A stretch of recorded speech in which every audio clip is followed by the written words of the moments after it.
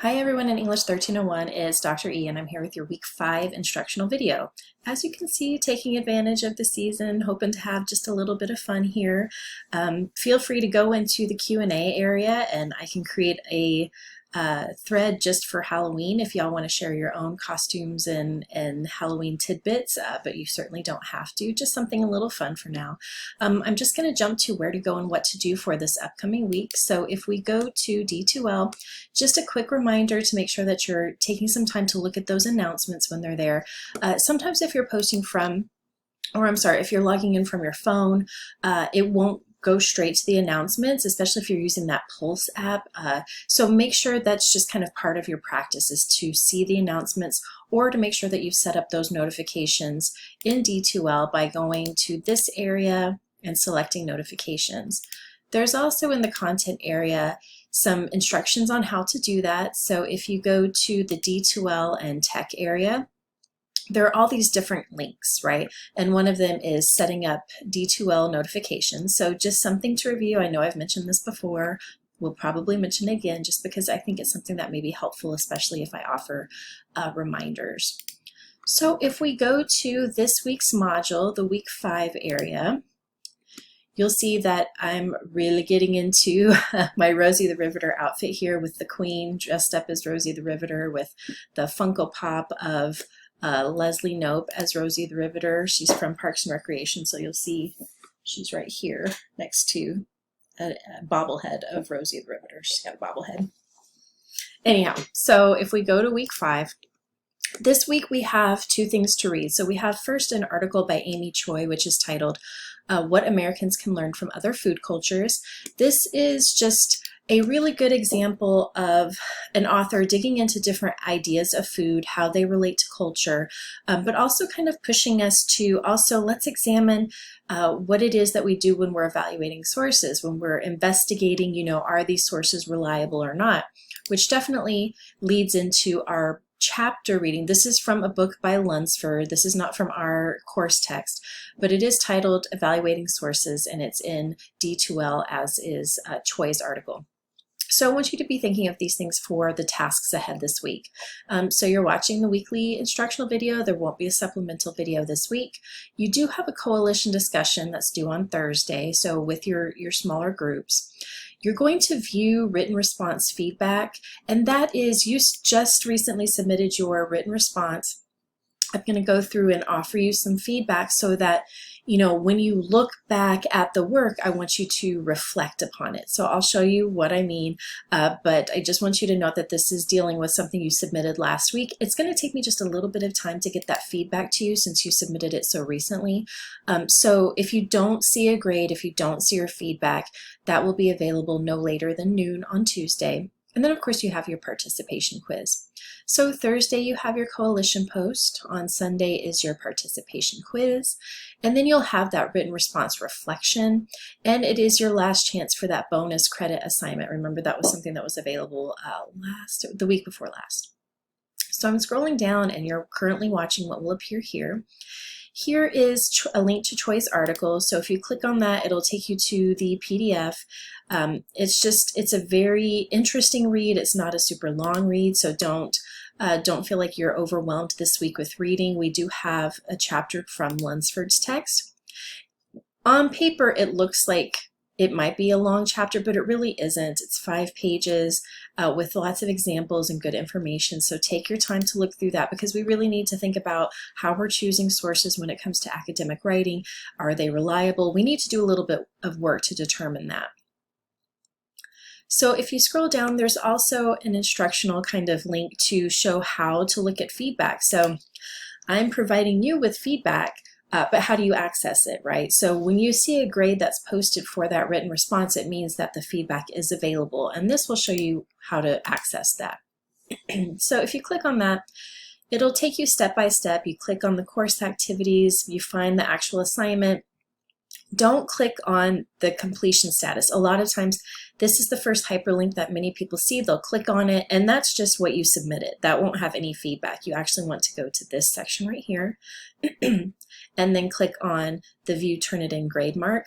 Once you're there, you may have to agree to the terms for Turnitin, which is fine. You should not have to log in. You don't need any logon information. Don't worry about any of that.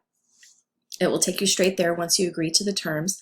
When you're there, it will open a screen, and on the right-hand side, you'll see these icons. So there's a blue icon, there's red, and then purple. You need to make sure, because it just defaults to the red, and the red is just checking for sources. So if you have quotes, those will be highlighted when you open up that page initially, and that's just making sure that we're avoiding plagiarism issues. If you see work highlighted, as long as you have cited it as well as possible, you've used those quotation marks, then you're good.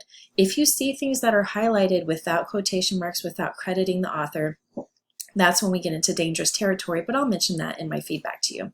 So just make sure that you're taking a quick glance with that red icon selected, but we really need the blue, so you'll have to click on this, and that's when you'll see my feedback. My text will be in blue. That's just me giving you direct feedback, and then in purple will be some suggestions from Turnitin. So if there's maybe a missing period or a missing comma, or if the sentence is a little awkwardly constructed, those are the kinds of purple notes that you'll see, which are usually bubbles, which you can actually click on. So just things to keep in mind. All right, if we go back to week 5 and scroll down, you have your coalition discussion, which is due on Thursday. And if we click on that link, it takes us to this discussion area. And what we're going to do is take Amy Choi's article that we've read and then evaluate her work based on Lunsford's ideas from that Evaluating Sources chapter. These are questions that are in Lunsford's text. So please make sure you are reading that, looking closely at it, so that we can then take, again, those ideas and work towards evaluating Choi as a source. So things to consider, and you can just list 1, 2, 3, 4 here and answer those questions. So the first is, what's the title? Does it sound relevant to our topic of food? What does the title indicate? We really want to start.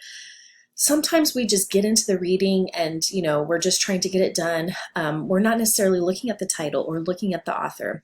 But when we're thinking about academic writing, we really want to pay attention to those cues, right? Because they are telling us something. There's something intentional about the title that the author has chosen. And we really need to consider, who is the author, right? So that is number 2. Do a search for our author, share what you find.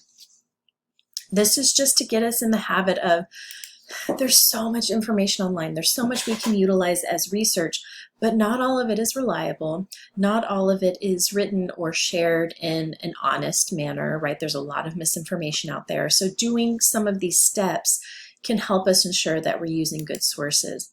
So look at, this is just search Amy Choi, find information. If you use information from a site, just copy and paste the web link. You don't need to go full on MLA with this. It's just showing that you've done some of the work. Who's the publisher of this article? So when you open the article and take a look at it, where does this article appear? Who has published it? So you need to look through the document to find some of those clues. And then number 4, is this text cited in other works? So see the chapter explanation for how to find this information. And it is in the is it cited in other works section of Lunsford's text. And I put here, hint, use Google Scholar, right? So next I want you to finish with writing a paragraph responding to Choi's ideas. So overall, what was interesting, useful to know? I'm not asking you specifically for a summary. This is more kind of pushing into analysis, like pushing a little bit deeper than just this. These are all the ideas that Choi shared. You're pushing in to find and define something that's interesting and bring in Choi's ideas to support your analysis, right? So I put, please download Grammarly, take a look at Grammarly. It's something that's so useful. Why aren't we using all the tools that are available to us, right? So click Start a New Thread, put your name in the subject line as well as your chosen pronoun, should you choose to share that.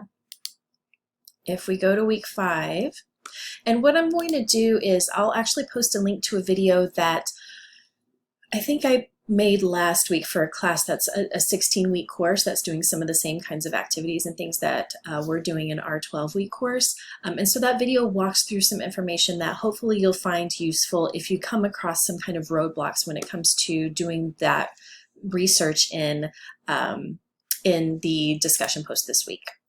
All right. Next, we're going to go to that writing reflection. So again, this is based on our first written response. So you're going to view that feedback.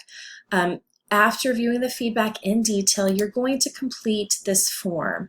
And this is just a form that asks you to look in particular places, kind of push you to do some of that reflection work. Give me 1 second, it's pulling up. So you just put your responses in full sentences to each section here. So, summarize the feedback. Did you take the time to review and revise your work before submitting? And I really emphasize it's really okay to be honest. I know the reality, If you did not submit that written response when it was due this past week, this is the time to do it. You can't submit a written response reflection for something that you haven't received feedback on. So instead, take the time to complete the work now. And I've put that prompt here along with the written response guidelines and the template. Please use the template. All right, so then you'll just upload that assignment and click submit. Make sure that when you click that submit button, you check to make sure that it is actually submitted. So you'll get a confirmation email through D2L. If you make a mistake or something and you submit the wrong document, no worries. You can't delete that document. Some of you emailed me about that. I don't know why D2L doesn't allow you to do that. It's pretty obnoxious because a lot of us, we want to get the work done and then we may think about it later and have something to change. Just resubmit the proper document. I will only grade that thing that you submitted the most recently. Okay, so don't trouble yourself about that. All right, and if we go back to week 5, then that final task for this week is the quiz. Okay, but I do want to remind you that in the assignments area, there is that bonus credit assignment, which is due in this upcoming week. I also want to take a look at my notes just to make sure I've hit on all those highlights that and the notes I've taken for your class. Oh, one thing I got some emails because it was a tough week for some of you and you emailed to apologize ahead of time for not submitting your written response on time by Thursday. I know things happen, right? That's just the nature of life when it comes to college courses, especially if you're taking several and you have a job or you have responsibilities, you have kids, whatever the case may be. I know all of you have responsibilities. I was appreciating all the information you shared with me in your surveys. That's why we have a grace period. In the syllabus, it notes that there is a 24-hour grace period for things that are uploaded. So discussion posts don't have that grace period because a lot of those rely on our interaction with one another, which means we need to post them on time. But the uploaded assignments, like the written response, there is not only a 24-hour grace period, I extended it to a 48-hour grace period because, again, life, and that's not going to count against your grade. In the syllabus, I note that it does mean a grade reduction, but I'm at the point where it's just, I know that things can be hard sometimes, so take that time if you need it, but get it out of the way if you're able to, especially when it comes to something like these assignments, the uploaded ones. If you do have any questions, of course, reach out to me, let me know, but post in that Q&A discussion area. I'm telling you, if you have that question, other folks are going to have that question as well. All right, y'all, we're into week 5 of a 12-week course, so I hope you're feeling pretty confident about all the work that you've done so far. Again, I'll post a little Halloween thread in our Q&A area just to see, or I'll just post a whole new forum and see if any of y'all want to share any fun pictures from your past or fun stories or anything, just to lighten our load a little bit and have a bit of fun, because why not? Have a great week and good luck.